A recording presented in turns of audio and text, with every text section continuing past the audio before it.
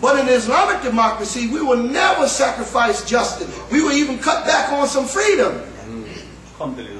Huh? To establish justice. So one of the words for freedom is kist. Bil kist. It means justice. It means equity. Beautiful word. Equity. That same root of that word, equity, is, did you hear, inequality. What is equity? It's the quality of being fair or impartial.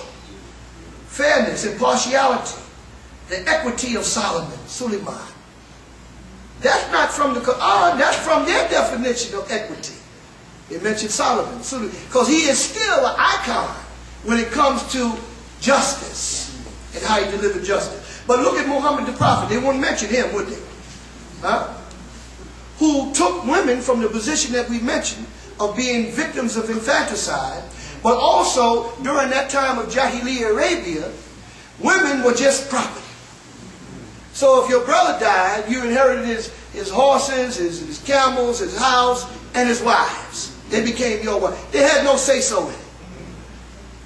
But sisters and brothers, but sisters know that Prophet Muhammad's first wife, Khadija, radiallahu anha, that Khadija, because of the force of her intellect and her personality, she was able to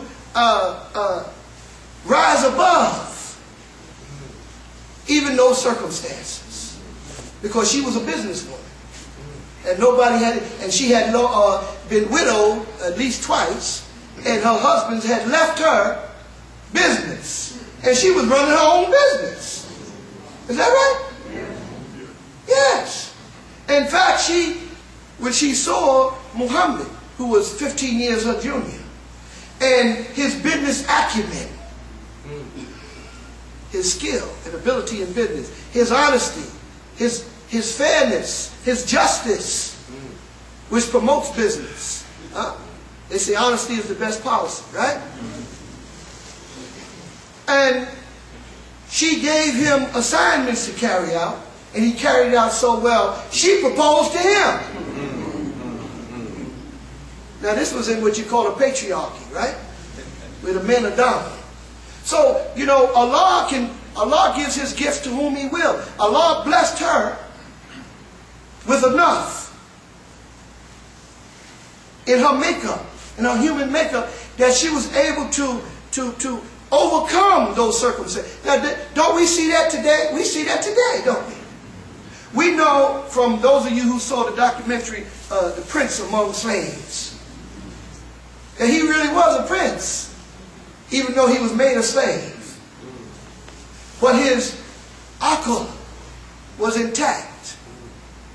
And he happened to have a slave master who was intelligent enough to recognize his skills and ability. Oh, I can't hold him. That's going to help me. That's going to help the whole world. Huh? And he was a Muslim. Now we know that Muhammad the Prophet, he's called by many names, but he's called what? A mercy to all the worlds. Rahmatul Alameen. And also mercy to mankind. Rahmatul Nas. A mercy. So if we are following him, then shouldn't we also be a mercy to mankind? And we are that. Let me tell you why. They say that Islam, Al-Islam, is the most practiced religion. That during, and we can bear witness to that, during the month of Ramadan, people show up that you ain't seen. Right? Oh, they just start filling up the masajid, right? That's plural for the word masjid. It's not masjids. The S is English. That's English, plural. The masajid, they start filling them up. They say, well, it's the food. It's the free food. Well, put the best construction on it. Let's put the best construction on it. Let's just say that they're reminded, as we all are, even those of us that consider ourselves to be righteous Muslims, observant Muslims, dutiful Muslims, don't we get more discipline in our approach? Are we doing, we're supposed to read the Quran. We're supposed to not wait for Ramadan. You know, one of the students in the Club Muhammad School, he told me, I said, do you read the Quran? He said, yeah, during Ramadan. You mean to tell me you wait for Ramadan to read the Quran? You're supposed to read it every day. But at least they're reading it during Ramadan, right? Okay, so it's keeping you connected. That's the mercy. It says the first 10 days is what? Mercy. Mercy. That's a mercy. And it's a mercy from Allah that He gave the revelation to Muhammad because he was in a state where he needed some help. That means us. See, Muhammad, he's a type. He's a type of the human being that was in, he was in his best human form, and Imam Muhammad taught this I haven't heard anybody else teach it. And you know, Imam Muhammad often gave tafsir, explanation or commentary, but explanation on the Quran that put him, and by extension us, at odds with most of the Muslim world. They didn't see it that way. Still don't see it that way. Like for instance, when it says, you know, the Ummi prophet, that he couldn't read. The Imam said, I believe he could read. Astaghfirullah. There you go again. There you go again.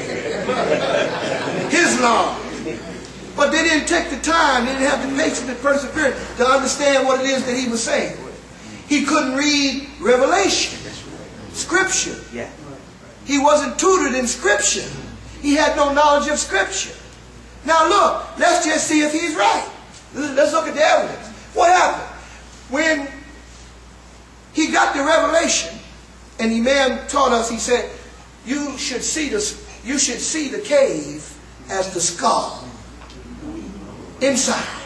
He went where it was black. He wanted to black out and blot out everything else.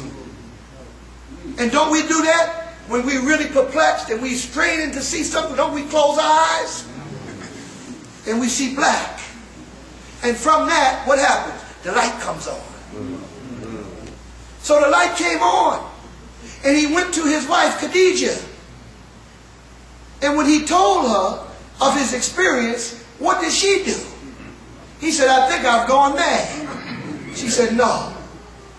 She went and got a relative of hers, a cousin or uncle, that did know Scripture. He was a Christian. So they know that. The Muslim world knows that too. But they couldn't make that sacred life connection that W.D. Muhammad made. And you tell me he's just an ordinary person? I said, the Imam, and the one brother said to me, who are you talking about? So he made me mad. He made me mad then. Because I knew where he was coming from. So I didn't want to say W.D. Muhammad, because that's an insult. You know, they say I don't want to even dignify that with a response. What Imam? And he said, he's any man. He's any man. So he's just like all other imams. Now, you know, this is Ramadan, so I'm trying to...